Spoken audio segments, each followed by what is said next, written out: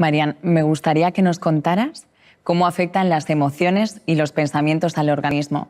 Y por otro lado, ¿qué nos sucede cuando nos preocupamos por algo constantemente? Bueno, yo creo, Melania, que esto es de los temas más apasionantes y probablemente de los que más me gusta hablar.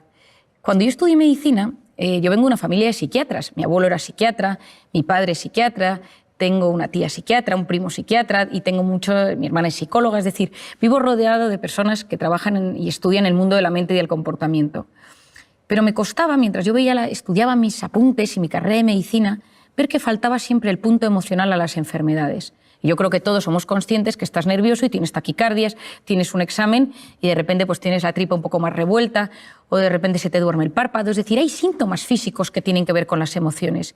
Pero ¿dónde estaba el núcleo? ¿Dónde se unía la mente y el cuerpo? Y empecé a leer, empecé a investigar, empecé a tratar muchísimos pacientes y llegué como a una conclusión fácil de explicar y didáctica para que todo el mundo, allá donde esté, en cualquier parte del mundo, lo pueda entender y aplicar a su propia vida. Imagínate, Melania, tú y yo estamos aquí y de repente empiezan aquí a sonar las alarmas y alguien grita fuego. Automáticamente tú y yo nos levantamos y nos ponemos nerviosas y empieza a latirnos el corazón. ¿Por qué? Porque esa señal de alerta, de amenaza, ha activado un lugar en nuestro cerebro, el hipotálamo, que lanza una señal a las glándulas suprarrenales y se activan dos hormonas, la adrenalina, conocida por todos, y el cortisol. Y automáticamente, ¿qué sucede? Que mi cerebro busca mecanismos de supervivencia, que son la lucha y la huida. Y empezamos con taquicardia, corazón me late, para llevar la sangre a los tejidos y poder luchar o correr, que es lo que hace falta. Luego empieza la taquipnea, que es esa necesidad de meter más oxígeno en el cuerpo para que mis músculos y mis células tengan más oxígeno y poder luchar.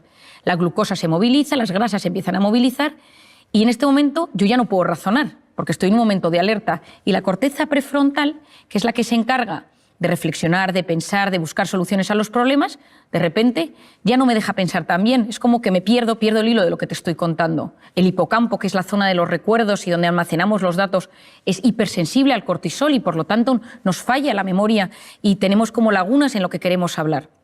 Ese pico de cortisol va a tardar varias horas en volver a su estado original. ¿Por qué es esto tan importante, Mel? Porque ese estado de cortisol que se eleva, ese estado de cortisol va a cambiar nuestro organismo. El cortisol es una hormona cíclica. Por las noches es baja y tiene que ser bajita para que yo pueda dormir. Y a lo largo de la noche sube hasta las 8 de la mañana, más o menos, que tiene su pico más alto. Y a las 8 de la mañana vuelve a bajar para hacer frente a los desafíos del día a día. Pero ¿qué pasa si vivo preocupado por algo constantemente? Aquí entra una de las ideas más importantes que te voy a transmitir hoy.